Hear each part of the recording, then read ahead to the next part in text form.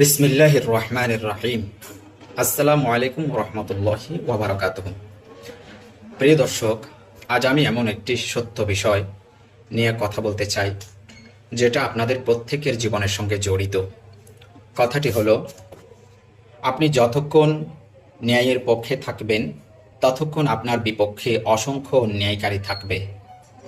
মনে রাখতে হবে, কথাটির অর্থ এই নয় যে আমার বিরোধিতা করলেই সে অন্যায়কারী, বরং প্রকৃত অর্থ হলো, যখন আপনি অন্যায়ের বিরুদ্ধে অবস্থান নেবেন তখন অন্যায় থেকে যারা সুবিধা পায় তারা স্বাভাবিকভাবেই আপনার বিরোধিতা করতে পারে।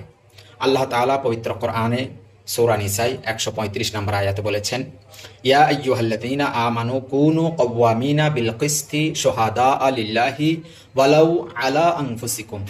হে ঈমানদারগণ, তোমরা ন্যায়ের পক্ষে দৃঢ়ভাবে প্রতিষ্ঠিত থাকো এবং আল্লাহর জন্য সাক্ষ্য দাও, যদিও তা তোমাদের নিজেদের বিরুদ্ধে হয়।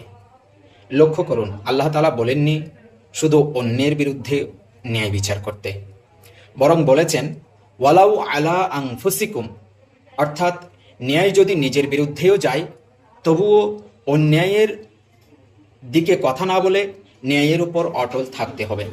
এটাই ইসলামের শিক্ষা। এবং এখানে আয়াতে সবচেয়ে বড় কথা হচ্ছে, বলা হয়েছে ইমানদারদেরকে।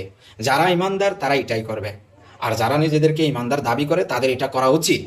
নিজের লোকের অন্যায়ও অন্যায়। আমাদের সমাজে সবচেয়ে বড় সমস্যা হলো, আমরা সত্যের পক্ষ নিই না, আমরা পক্ষের সত্য নিই। আমার মানুষ অন্যায় করলে বলি, আরে এটা তো কিছুই না।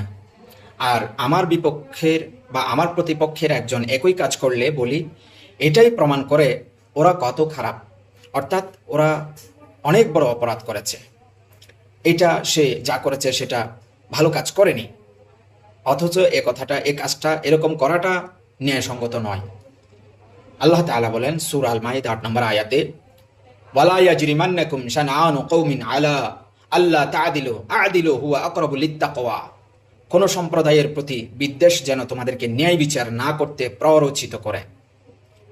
তোমরা ন্যায় বিচার করো, এটি তাকওয়ার অধিক নিকটবর্তী। অর্থাৎ আপনি যাকে পছন্দ করেন না তার প্রতিও ন্যায় করতে হবে, ন্যায় বিচার করতে হবে। আর যাকে ভালোবাসেন তার অন্যায়কেও অন্যায় বলতে হবে। অন্যায়কারীকে সমর্থন করা প্রকৃত বন্ধুত্বের পরিচয় নয়। রাসূলুল্লাহ সাল্লাল্লাহু আলাইহি ওয়াসাল্লাম বলেছেন, উনসুরু আখাকা যালিমান আও মাজলুমান। সাহাবায়ে কেরাম জিজ্ঞেস করেন, মা আনসুরুহু যালিমান, সে জালিম হলে আমি তাকে কিভাবে সাহায্য করব? রাসূলুল্লাহ সাল্লাল্লাহু আলাইহি ওয়াসাল্লাম বলেছেন, তাকে জুলুম থেকে বিরত রাখতে হবে, এটাই তাকে সাহায্য করা। অর্থাৎ একজন জালিমকে সাহায্য করার মানে হলো সে যেন জুলুম না করে, সেদিকে সে জুলুম করা থেকে তাকে বারণ রাখতে হবে, তাকে নিষেধ করে রাখতে হবে, তাকে জুলুম থেকে বিরত রাখতে হবে। এটাই হচ্ছে তাকে সাহায্য করা। কি চমৎকার শিক্ষা হাদিস শরীফের। আর আমরা মনে করি নিজের মানুষ অন্যায় করলে তার অন্যায় ঢেকে দেওয়া হলো ভালোবাসা।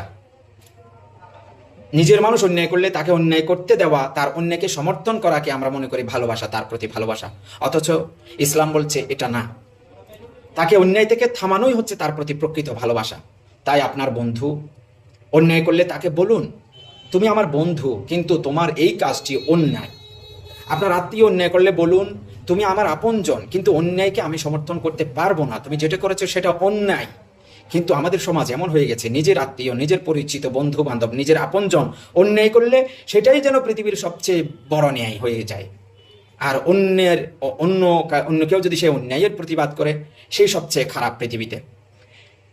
একটা কথা মনে রাখবেন, ন্যায়ের পথে থাকলে একা হয়ে যেতে পারেন আপনি, এটা একটা বিষয়। কখনো কখনো সত্য কথা বলার কারণে আপনি একা হয়ে যাবেন। মানুষ আপনার সমালোচনা করবে, আপনাকে ভুল বুঝবে, কেউ বলবে আপনি অহংকারী, কেউ বলবে আপনি কারো পক্ষ নিচ্ছেন। কিন্তু মনে রাখবেন, সত্যের মূল্য মানুষের করতালিতে নির্ধারিত হয় না। আপনি একটা কথা বলেছেন, সেটা মিথ্যা কথা বলেছেন, ভুল কথা বলেছেন, মানুষ আপনার কথা শুনে, এই মিথ্যা কথা শুনে তালি দিয়েছে, করতালিতে একেবারে চতুর্দিকে মুহুর্মুহু অবস্থা। তাই বলে কি আপনি বড় হয়ে যাবেন? না, এটা আপনার বড়ত্বের পরিচয় নয়। বরং আপনি সত্য কথা বলে যদি একজনও তালি না দেয়, সেটাই আপনার মূল্যায়ন।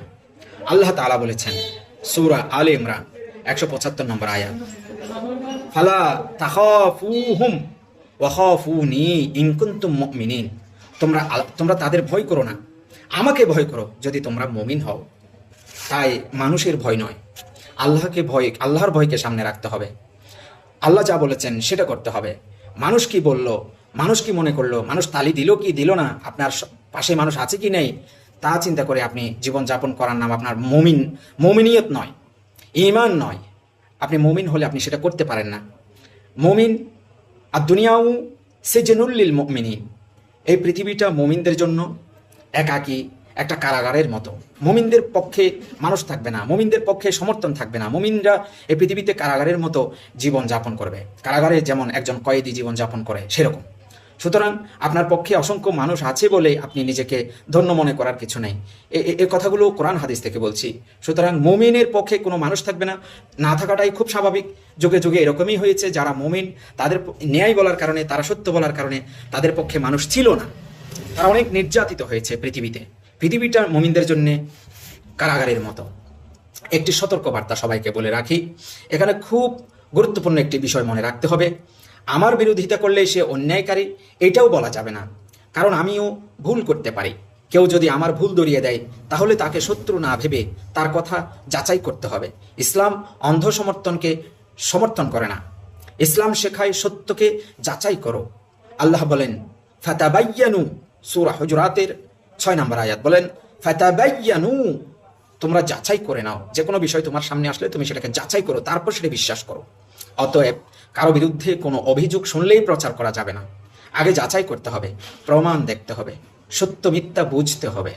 শেষ কথা হলো, প্রিয় ভাই ও বোনেরা, জীবনে একটি কথা মনে রাখুন, অন্যায়কারীর সংখ্যা বেশি হলেই অন্যায় যে ন্যায় হয়ে যায় তা কিন্তু নয়। আবার আপনার পাশে লোক বেশি হলেই আপনি যে সত্যের উপর আছেন এমনও নয়। সত্যের মাপকাঠি হলো একজন ইমানদার মুমিন মুসলমানের জন্য, সভ্য লোকের জন্য কোরআন, সুন্নাহ, ন্যায় ও প্রমাণ। তাই আসুন আমরা সিদ্ধান্ত নিই, নিজের লোক হলেও অন্যায়কে অন্যায় বলবো, বিরোধী হলেও ন্যায় কথা বললে তা স্বীকার করব, প্রমাণ ছাড়া কাউকে অন্যায়কারী বলবো না, আর সত্যের পথে চলতে গিয়ে মানুষের বিরোধিতা এলে ধৈর্য ধরব। কারণ আল্লাহ তাআলা বলেছেন আদিলু হুয়া আকরাবু লিত্তাকওয়া, তোমরা ন্যায় বিচার করো, সেটি তাকওয়ার অধিক নিকটবর্তী। আল্লাহ তাআলা আমাদের সত্য বোঝার, সত্য বলার এবং সত্যের উপর অটল থাকার তৌফিক দান করুন। আমিন ইয়া রাব্বাল আলামিন। ওয়াসসালামু আলাইকুম ওয়া রাহমাতুল্লাহি ওয়া বারাকাতুহু।